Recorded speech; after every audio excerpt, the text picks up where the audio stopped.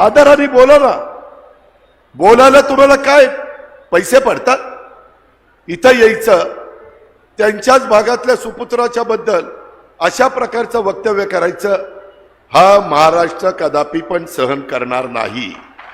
अलीकडेच काहीतरी एक घटना घडली, माझ्या वाचनात आली. लातूरमध्ये कोणीतरी येऊन गेलं आणि विलासरावांची ओळख या शहरातून पुसून टाकू असं म्हणून गेले. परंतु मी आपल्याला सांगतो, मी त्यांच्याबरोबर अनेक वर्ष सरकारमध्ये काम केलं. काँग्रेस आणि राष्ट्रवादीचं एकत्र सरकार होतं. एक वेळेला तर राष्ट्रवादीचे आमदार जास्त निवडून आले तो 2004ला. तरी देखील नेते आदरणीय पवार साहेबांनी निर्णय घेतला की आपण मुख्यमंत्री पद न घेता आपण काँग्रेसला देऊ. हा राष्ट्रवादीने मनाचा मोठेपणा दाखवला. तेव्हाही विलासराव मुख्यमंत्री झाले आणि त्यांचा स्वभाव मला माहिती आहे, त्यांचं काम मला माहिती आहे. देशमुख साहेबांचं महाराष्ट्रासाठीचं योगदान आपल्याला विसरता येणार नाही आणि त्याच्यामुळे कुणी असं पुसून टाकू शकत नाही. अरे, आपली मराठी संस्कृती आहे. स्वर्गीय यशवंतराव चव्हाण साहेबांचा वारसा आपल्याला मिळाला आहे, वसंतदादांचा वारसा मिळाला आहे, पवार साहेबांची आपल्याला शिकवण आहे.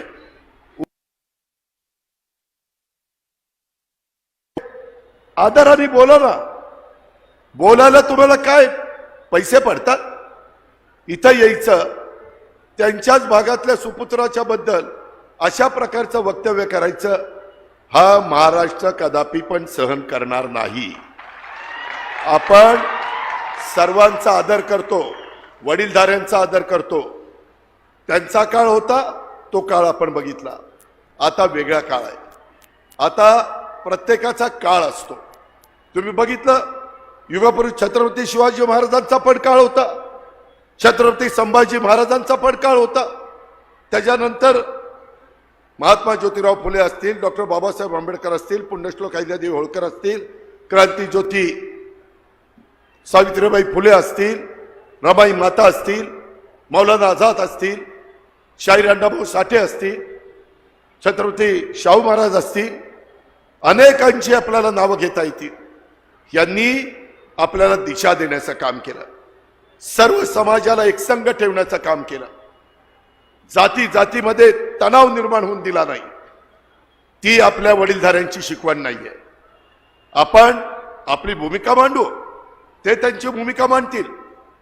शेवटी जनता जनार्दन यांच्याकरता ज्या घटनेचे शिल्पकार डॉक्टर बाबासाहेब आंबेडकरांनी संविधान दिलंय, त्या संविधानाचा आदर करून जगातलं सर्वोत्कृष्ट संविधान हे आपल्याला बाबासाहेबांनी दिलेलं आहे आणि त्याचबरोबर मताचा हक्क पण आपल्याला दिला आहे. टाटा, बिर्ला, अडाणी, अंबानी त्यांनाही एकच मत आणि माझ्या त्या लातूरच्या शेवटच्या लाडक्या बहिणीला पण एकच मत, त्या माझ्या भावाला पण एकच मत. हा जो काही आपल्याला अधिकार दिलेला आहे, हा बाबासाहेबांनी दिलेला आहे, हे आपण कधी विसरता कामा नये. आणि त्याच्यामुळं आपल्याला काम करत असताना आपल्या लातूर शहराच्या संदर्भातले जे काही प्रश्न आहेत, आज मधल्या काळामध्ये आम्ही संजय बनसोडेला मंत्रिपद दिलेलं होतं, लातूरकरांना. आता बाबासाहेब पाटलांना लातूरचे सुपुत्र म्हणून मंत्रिपद दिलेलं आहे. ज्यावेळेस क्रीडा खातं आमच्या संजय बनसोडेकडे होतं, त्यावेळेस इथल्या विभागीय क्रीडा संकुलाला संजय बनसोडेंनी 75 कोटी रुपये निधी दिला.